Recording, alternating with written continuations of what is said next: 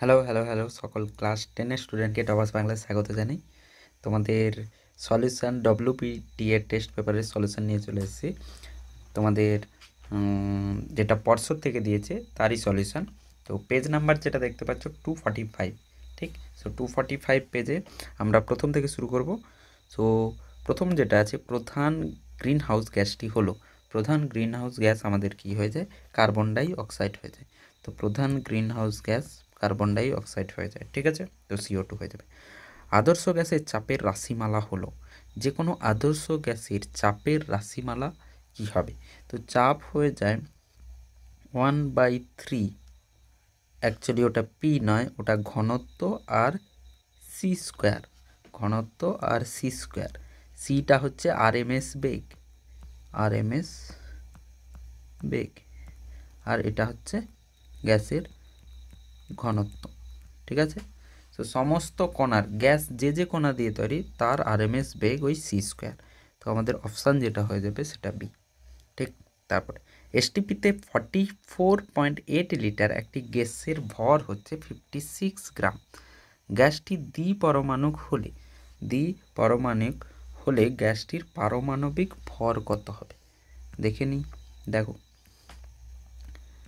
দ্বিপরমাণু, দেখো তো বলছে 44, তার মানে আমাকে এন বের করতে হবে।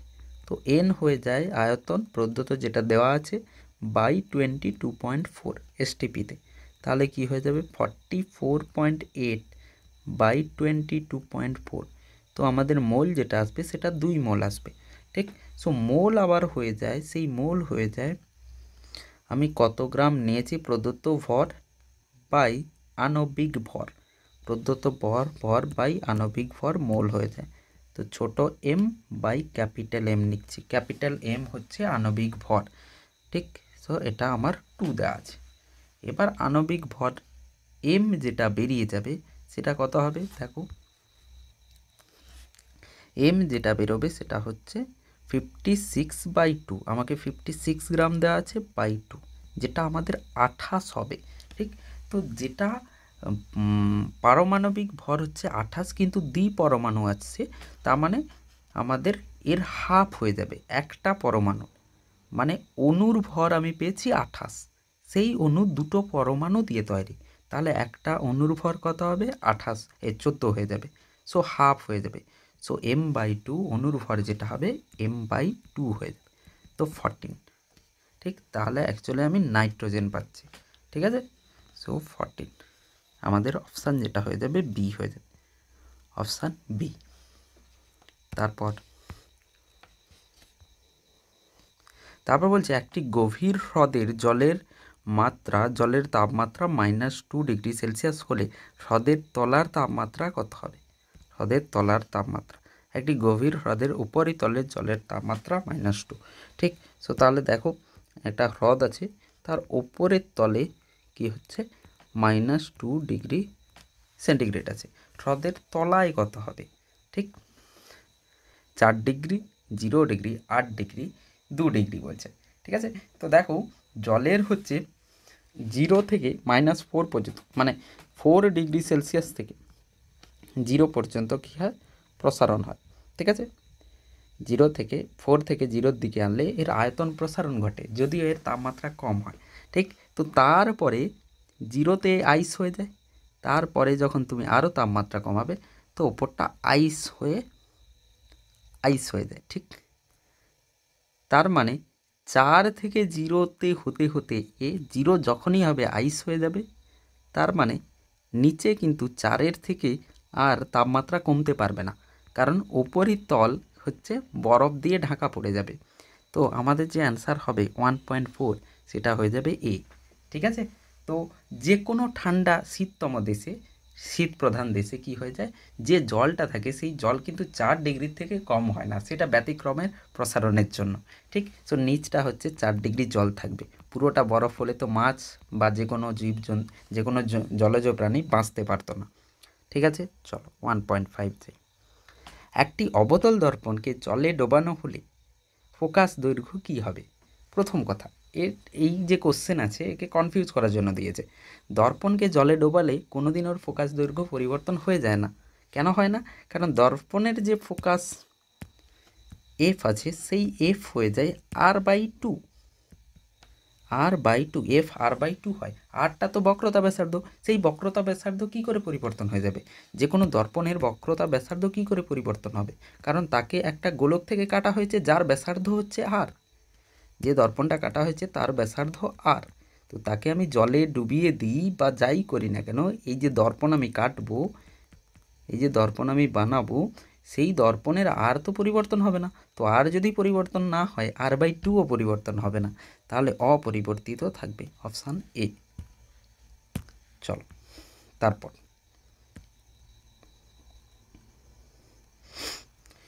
নিচের কোনটি সর্বদা অসৎ বিম্ব গঠন করে? অসৎ বিম্ব কে তৈরি করে? তো অসৎ বিম্ব তৈরি করে আমাদের উত্তল লেন্স, উত্তল দর্পণ। উত্তল দর্পণ কোথায় লাগানো থাকে? যে কোনো গাড়ির, যে কোনো বাইকের সাইডে দেখার জন্য, যে কোনো বাইকের পেছনে দেখার জন্য কি হয়, আমরা দর্পণ হিসেবে উত্তল দর্পণকে ব্যবহার করি।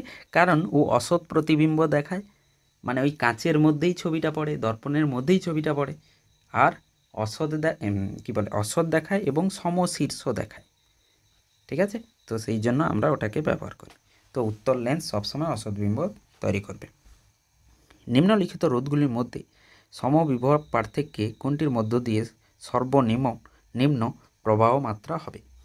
কি বলছে দেখো, বলছে প্রত্যেকটা রোধ, একটা রোধ আছে, আমি তাদের প্রত্যেককে বিভব প্রভেদ একই দিলাম, ভি দিলাম, ঠিক, আর রোধ হচ্ছে আর, তাহলে আই ইকুয়ালস টু v/r হবে।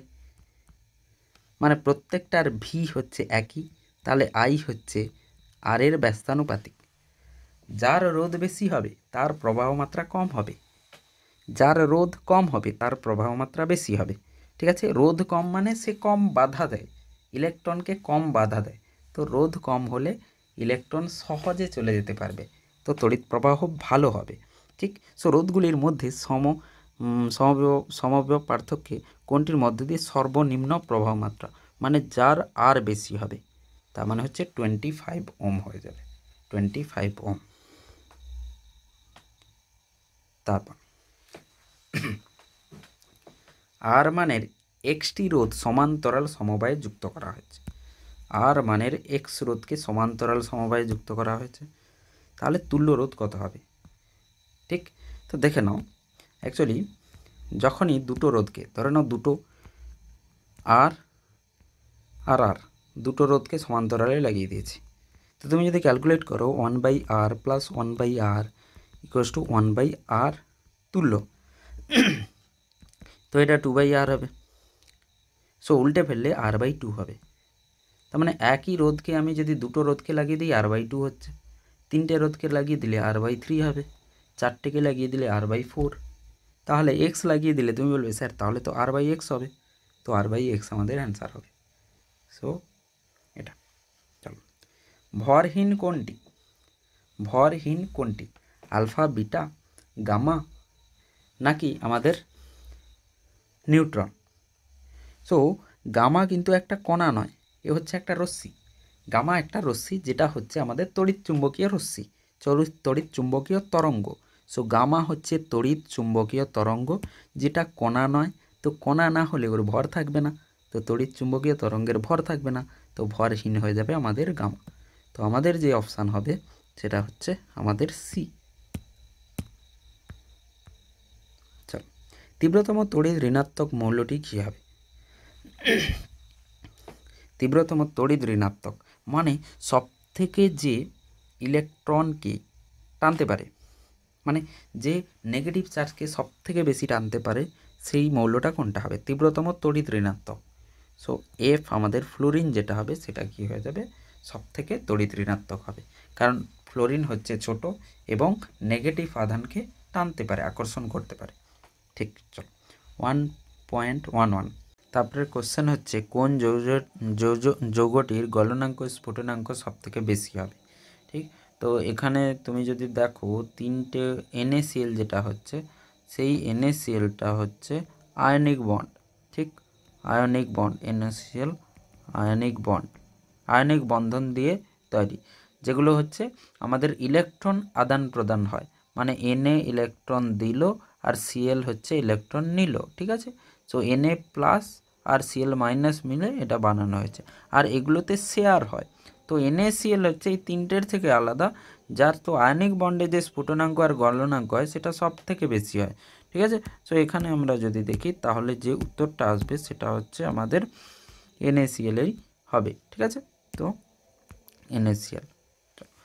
যে তড়িৎদ্বারটি ব্যাটারির ঋণাত্মক মেরুর সঙ্গে যুক্ত থাকে তাকে কি বলা হয়?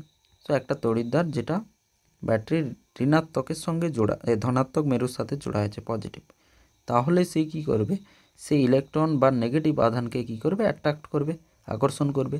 সো যারা নেগেটিভ মানে অ্যানায়নকে আকর্ষণ করে তাদেরকে কি বলা হয়, অ্যানোড বলা হয়। যারা অ্যানায়নকে আকর্ষণ করবে তাদের অ্যানোড বলা হবে, ঠিক। চলো, পরীক্ষাগারে অ্যামোনিয়া গ্যাস প্রস্তুতিতে ব্যবহৃত অ্যামোনিয়াম ক্লোরাইড এবং কলি চুনের অনুপাত কত হবে? ঠিক, এই যে কোশ্চেনটা দেওয়া আছে এটাতে আমাদের অ্যাকচুয়ালি 2:3 হয়, 2:3। এখানে কিন্তু ভুল করে 1:3 দেওয়া আছে, ঠিক আছে। সো এটা 2:3 যদি দেওয়া থাকে তাহলে এটার অ্যান্সার হবে এ বা ডির মধ্যে যেটা হবে, এ, মানে 1-এর জায়গায় 2 করলে এ হবে, ঠিক। তারপরে বলছে কোন ধাতু সংকরটি, কোন সংকর ধাতু, আচ্ছা ধাতু সংকরটিতে জিঙ্ক উপস্থিত নেই, কোনটাতে জিঙ্ক উপস্থিত নেই?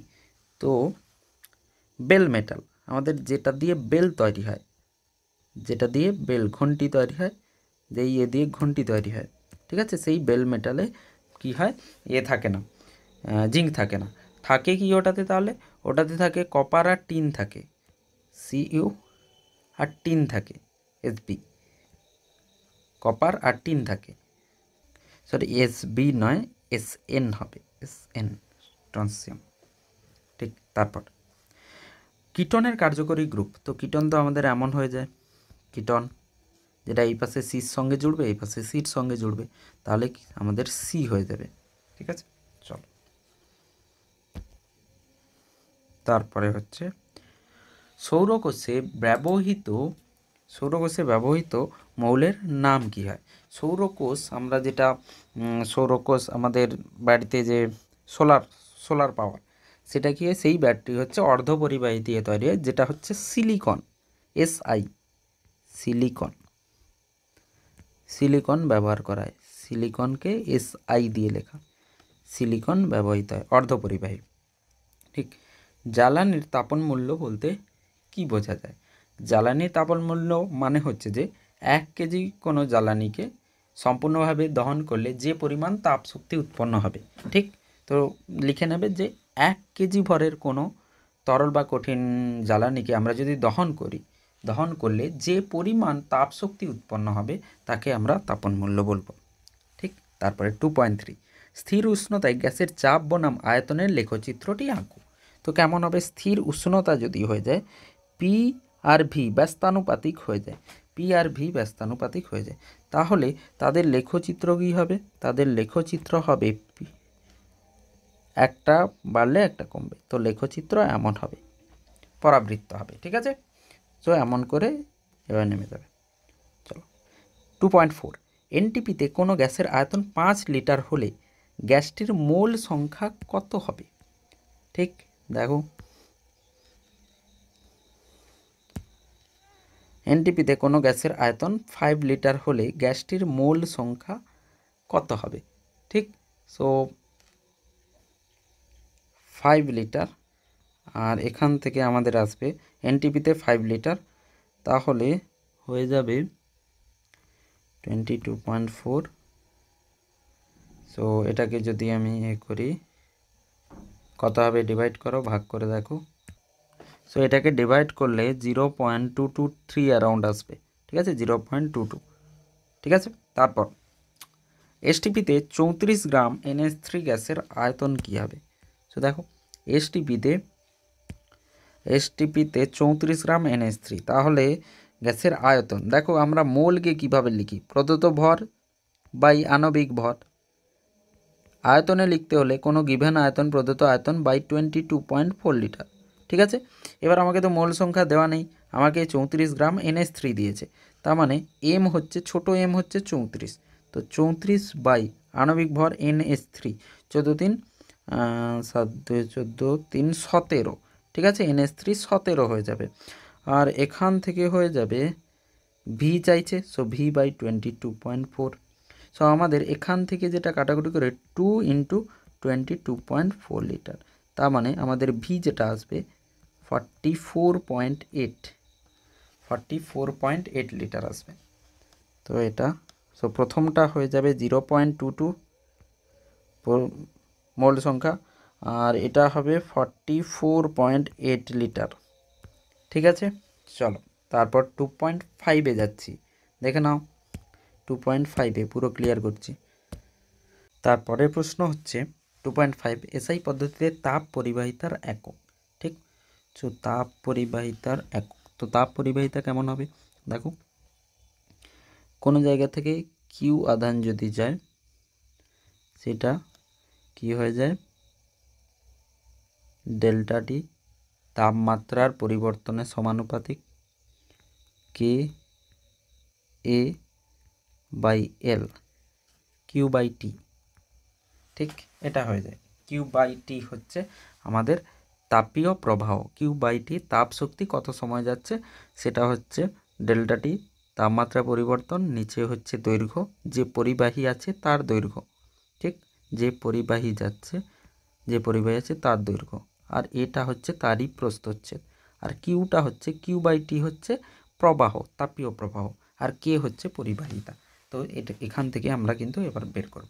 সো কিউ বাই টি আমাদের শক্তি বাই সময়, মানে আমাদের শক্তি, কিউ হচ্ছে তাপীয় শক্তি, যেটা জুল হয়ে যাবে জুল পার সেকেন্ড।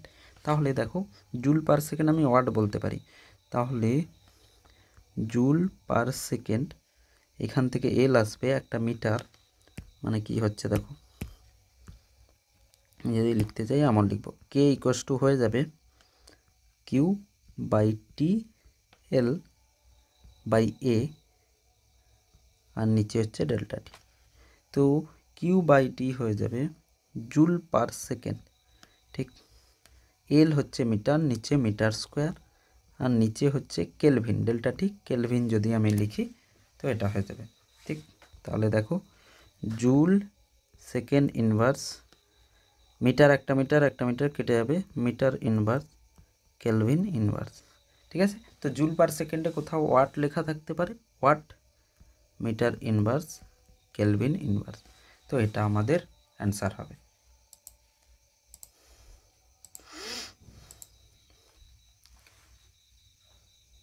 তো কোথাও ওয়াট লেখা থাকলে লিখবে, নাহলে এটা লিখবে, ঠিক আছে। চল, সো তারপরের প্রশ্ন যেটা দেওয়া আছে, একটি প্রিজমের প্রতিসারক তলের সংখ্যা কয়টি হবে। তো প্রিজম আঁকি আগে, দেখলে বোঝা যাবে। তো প্রিজম এইটা, তো এভাবে করে এই প্রিজম, তো এখান থেকে আলোক রশ্মি গেলে এটা আর এটা। তো প্রতিসারক তল কোনগুলোকে বলা হয়, প্রতিসারক তল হচ্ছে যেই দুটো তলের মধ্যে থেকে কি হচ্ছে যাচ্ছে, তার মানে এইটা একটা তল আর এটা একটা তল, ঠিক, একে প্রতিসারক তল বলা হয়। তো এই প্রতিসারক তল হচ্ছে দুটো হয়ে যাবে, তো প্রতিসারক তল হয়ে যাবে দুটি। শূন্য মাধ্যমে আলোর বেগ কত হবে, তো শূন্য মাধ্যমে আলোর বেগ হয়ে যাবে 3 × 10⁸ মিটার পার সেকেন্ড, ঠিক আছে। তারপরে 2.7, সো বলছে ক্যামেরার শাটারের কাজটি লেখো। ক্যামেরার শাটার কি কাজ করে, আলোক সম্পাদকাল নিয়ন্ত্রণ করে, মানে কতক্ষণ ধরে আলো হচ্ছে ওখান থেকে বেরোবে ক্যামেরা থেকে, সেই আলোক সম্পাদ সময়টা, আলোক যতক্ষণ বেরোবে সেই আলোর সময়কালটা নির্ধারণ করবে কে, ক্যামেরা। তো আমরা লিখতে পারি আলোক সম্পাদকাল নিয়ন্ত্রণ করা হয়, আলোক সম্পাদকাল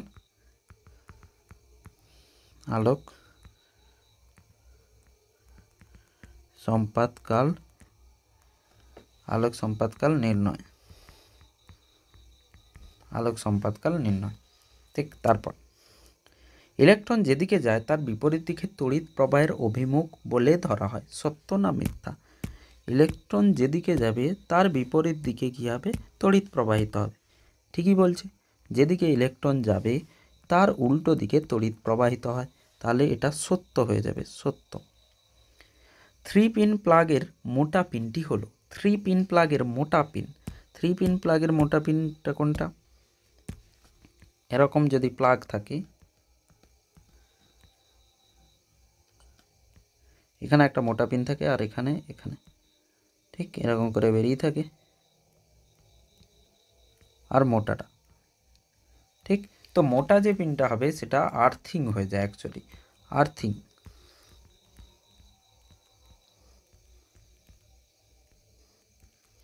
মোটা পিনটা আর্থিং হয়ে যাবে, আর্থিং, আর্থিংয়ের জন্য মোটা পিনটা ব্যবহার করা, ঠিক।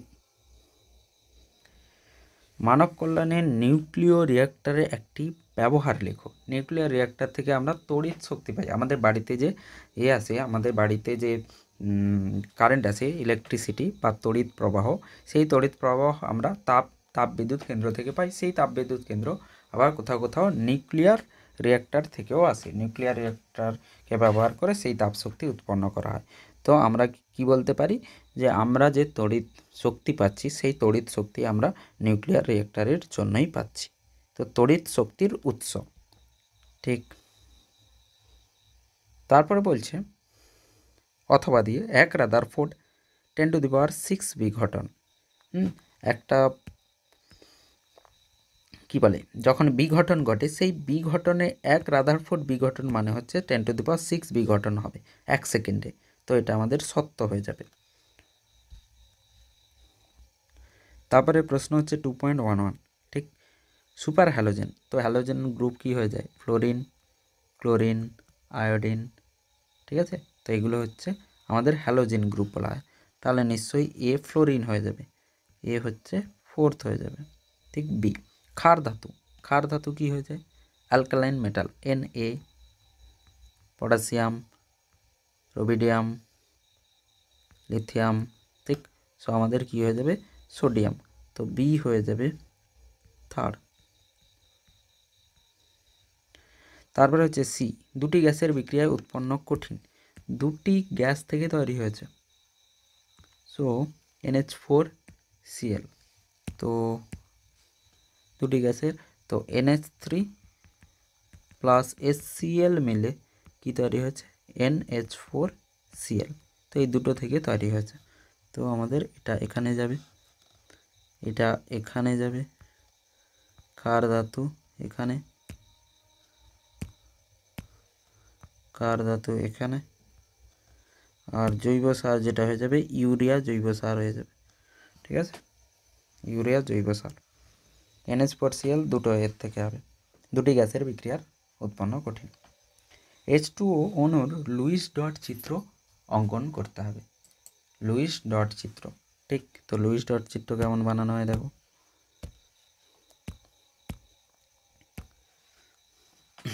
সো H2O অ্যাকচুয়ালি H2O মানে এমন হয়, কিন্তু এটা লুইস ডট স্ট্রাকচার নয়।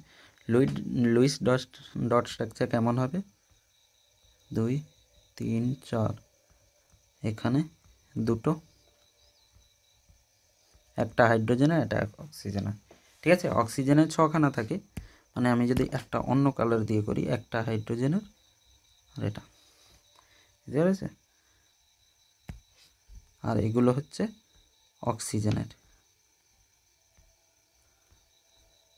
তো এই দুটো শেয়ার হয়েছে, এই দুটো শেয়ার হয়েছে আর এই দুটো শেয়ার হয়েছে। তো আমাদের যে স্ট্রাকচারটা হবে সেটা এমন হবে, ঠিক আছে। বা তুমি পুরো যদি এই করতে এভাবে করে বানাতে চাও, দেখো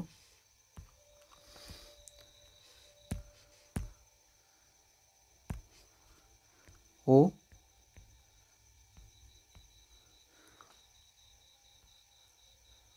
এখানে একটা, এখানে একটা।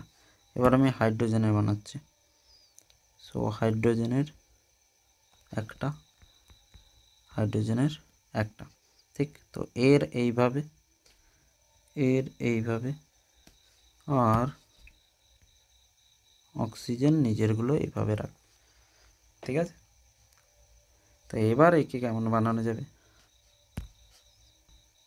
ও এখানে দুটো, এখানে দুটো, এখানে H, এখানে H, ঠিক এইভাবে বানানো যাবে। চলো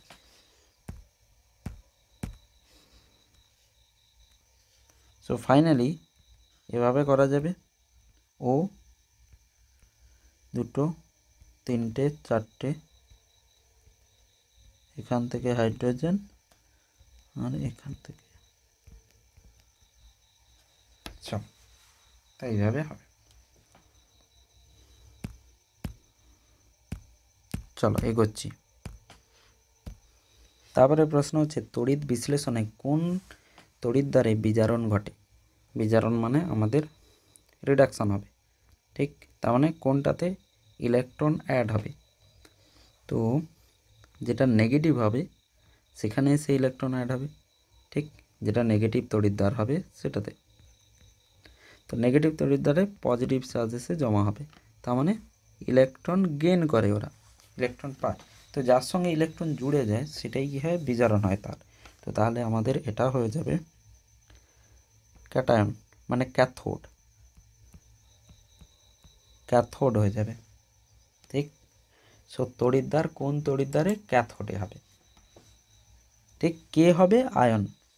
তো ক্যাথোড তড়িৎদ্বারে আয়নের বিজারণ ঘটবে, ঠিক আছে, ক্যাটায়নের। কোন তড়িৎ বিশ্লেষণে জলীয় দ্রবণের তড়িৎ বিশ্লেষণের সময় দ্রবণে তড়িতের বাহক কারা। কোনো তড়িৎ বিশ্লেষণে জলীয় দ্রবণের তড়িৎ বিশ্লেষণের সময় দ্রবণে তড়িতের বাহক কারা হবে। তো আয়ন হয়ে যাবে আমাদের, আয়ন। তো যখনই তড়িৎ প্রবাহিত হবে তখনই আয়নগুলোই তড়িৎ প্রবাহিত করবে, Na+Cl-। তো Naও একটা আয়ন আর Clও একটা আয়ন, তো আয়ন হয়ে যাবে পরেরটা। সো প্রথমেরটা ক্যাথোড, তারপরেরটা হচ্ছে আয়ন।